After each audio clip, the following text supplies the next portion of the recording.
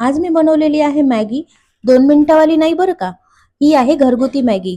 मुलांना सुट्ट्या लागल्या की काहीतरी चमचमीत द्यायचं असतं म्हणून हे जुगाड ट्राय करावे लागतात. तर सगळ्यात प्रथम तेल तापवून घेतलं, त्याच्यामध्ये टाकलं जिरं, मग टाकला कांदा आणि टाकली ढोबळी मिरची. तर हे सगळं काही आपल्याला सॉटे करून घ्यायचं आहे आणि व्यवस्थितपैकी पोळून झालं की त्याच्यामध्ये टाकायचं आहे टोमॅटो.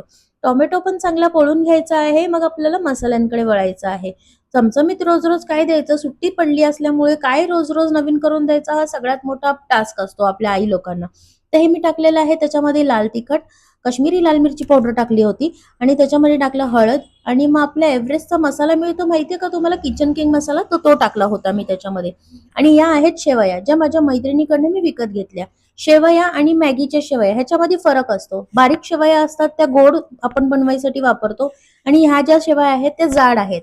जे मॅगीचं जे आपण बाहेरने विकत घेतो की नाही, मॅगीची जी शेवई असते तशीच ही जाड शेवई आहे, पण ही गव्हाची बनवलेली आहे आणि घरगुती शेवई आहे.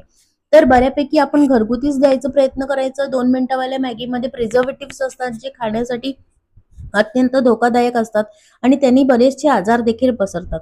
तर ह्याच्यामध्ये बघा, आपल्याला लागेल तसं उकळलेलं पाणी मी टाकलं होतं शेवया सॉटे करून घेतल्यानंतर आणि मग मीठ आणि थोडीशी अर्धा चमचा साखर टाकलेलं होतं.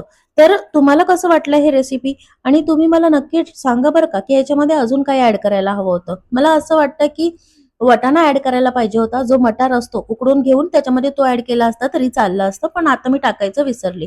तर वरतून चीज घालायचं आहे आणि कोथिंबीर पेरायची आहे. तर माझी मुलं म्हणतात, आवर्जून सांगतात मला की मम्मी आज कोथिंबीर नाही टाकली का? तर हे कोथिंबीर मला आवर्जून त्यांना टाकावून द्यावं लागते. तर कशी वाटली रेसिपी मला नक्की कमेंट करून सांगा.